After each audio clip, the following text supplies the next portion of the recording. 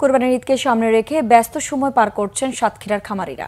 সীমান্ত দিয়ে অবৈধভাবে গরু না আসায় জেলায় বেড়েছে দেশীয় সংকর জাতের পশুপালন, কিন্তু গোখাদ্যের দাম বেড়ে যাওয়ায় ন্যায্য মূল্য পাওয়া নিয়ে শঙ্কার কথা বলছেন কেউ কেউ। এদিকে দেশীয় গরু বিক্রির জন্য সব ধরনের প্রস্তুতি সেরেছে গাইবান্ধার খামারিরাও। সাতক্ষীরা প্রতিনিধি আসাদুজ্জামান আসাদ এবং গাইবান্ধা প্রতিনিধি ফিরোজ কবিরের পাঠানো তথ্য ছবিতে একটি ডেস্ক রিপোর্ট। সাতক্ষীরায় ৭ উপজেলার বিভিন্ন এলাকায় গড়ে উঠেছে ১২,৮৯৪টি ছোট বড় কোরবানির গরুর খামার। তবে গত বছরের তুলনায় এবছর গোখাদ্যের দাম বেড়ে যাওয়ায় বেড়েছে উৎপাদন ব্যয়, যার প্রভাব পড়েছে ব্যাপারী ও ক্রেতাদের ওপর। আমিষ জাতীয় পদ্ধতিতে আমরা গরু লালন পালন করি। ইন্ডিয়া থেকে গরু যদি না আসে তাহলে আমরা যে প্রান্তিক খামারি আছি, ইনশাল্লাহ আমরা আমাদের যেটুকু লাভের দরকার আমরা হয়তো সেইটুকু কাটিয়ে উঠতে পারবো। গত বছরের তুলনায় এবার গরুর দাম অনেকটা ক্রয় ক্ষমতার মধ্যে আসছে। তাহলে আমার বাজেটের মধ্যে গরুর দামগুলো অনেক হাই মনে হচ্ছে। ঘাসের দাম বেশি, মানে সমস্ত জিনিসের দাম, অথচ সেই হিসাবে গরুর দাম খুবই কম।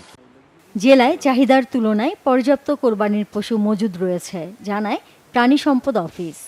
85,318টি আমাদের চাহিদা ছিল, কিন্তু আমাদের দেখা গেছে যে আমাদের যে মূল স্টকে যেটা আছে তাতে আমাদের 15,288টি গরু উদ্বৃত্ত থাকবে, এবং এবছর আমাদের গত বছরের তুলনায় 2 থেকে 3% মতো বেড়েছে আর কি। এদিকে গাইবান্ধার 7টি উপজেলার 29,000 খামারে 1,96,365টি দেশীয় গরু প্রস্তুত রয়েছে। দেশীয় পদ্ধতিতে পালন করা এসব পশু ভালো দাম পাবে প্রত্যাশা খামারিদের।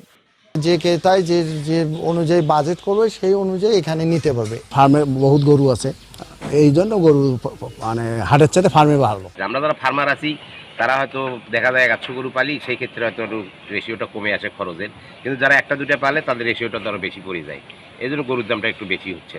যার যেমন ক্যাপাসিটি সেই ক্যাপাসিটির উপর নির্ভর করে এখানে গরু আমি লালন পালন করে থাকি, যাতে গাইবান্ধার মানুষ সকলে এসে আমার ফার্মে গরু ক্রয় করতে পারে। স্থানীয় হাটের পাশাপাশি অনলাইন ও অস্থায়ী হাটের ব্যবস্থা রয়েছে, বলছেন প্রাণী সম্পদের এই কর্মকর্তা।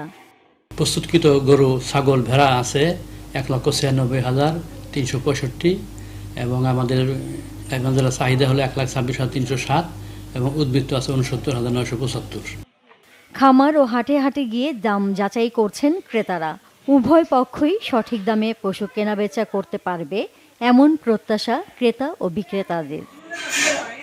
Naznin Akter, Bangla vision news desk.